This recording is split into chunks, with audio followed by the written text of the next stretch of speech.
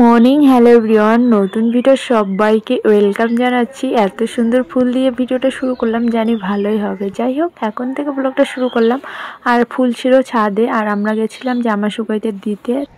তো ফ্রেন্ড দেখো, আমাদের অলরেডি সব কাজ হয়ে গেছে। এখন কাপড় নিয়ে ছাদে এসছি। তো আন্টিদের না দিদির ছড়ি মানুষের ছাদে এসছি। আর এই ছাদে দেখো কাপড় জামা দিতে কাপড়গুলো দেওয়া হয়ে গেল। আর এইদিকে দেখো ফুলগুলোই দেখাচ্ছিলাম তোমার। এই শীতকালে যেরকম ফুল ফুটে, ফুল দেখতে কার না ভালো লাগে বলো তো? আমার তো ভীষণ ফেভারিট ফুল। ফুল থাকলে জানি আমি না খেয়েও থাকতে পারি। দেখো দেখো এইদিকে সরস্বতী ঠাকুর সবাই পূজা দাও।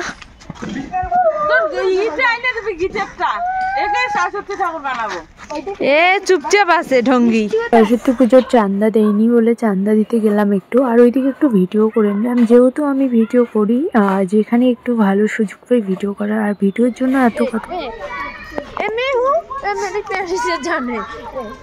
দিয়ে নিলাম। এটা হচ্ছে আমাদের কালী মন্দিরের মাঠে পুজো। আর এইদিকে জায়ের বাড়ি যাচ্ছি, একটু ঘুরে টুরে যাবো, তারপর রান্না করব। আর এইদিকে কিন্তু অনেক জায়গায় সরস্বতী পুজো হচ্ছে, সব জায়গায় প্রায় আমাদের পাশেই এইদিকে ওইদিকে গলিতে আনাতে অনেক পুজো হচ্ছে। তো যাই হোক, আমরা ঘরে এসে এদিকে রান্না বসিয়েছি। তারপরে আমি কিছু কসমেটিক নিয়ে নিলাম, চুড়ি মেলার দোকান এসেছিলো, তাই সরস্বতী পুজোয় সাজবো না, তাই জন্য একটু জিনিস নিয়ে নিলাম, টুকিটাকে যা লাগে আর কি। তারপরে এইদিকে রান্না করতে করতে পার্সেলও একটা চলে এসছে, বারবার ফোন করছিল, এখন যাবো পার্সেল নিতে। আর দেখো কি পার্সেল এসছে না আসছে সবটাই পরে বলবো তোমাদের, আগে পার্সেলগুলো। কিছু তো প্রবলেম জানো, এই রাস্তায় এরকম করে পার্সেল আসে, মানুষ কত কিনা ভাবে আমি এত পার্সেলে, এরকমটাই হয় আর সব পাড়াতে। তো যাই হোক, এইদিকে কিন্তু আমি ঘরে এসে রান্নাবাড়ি কমপ্লিট করে নিয়ে নিলাম। শাক ডাল নিরামিষ আজকে, আর এই যে ভাত আর আলু ভাজা করেছি।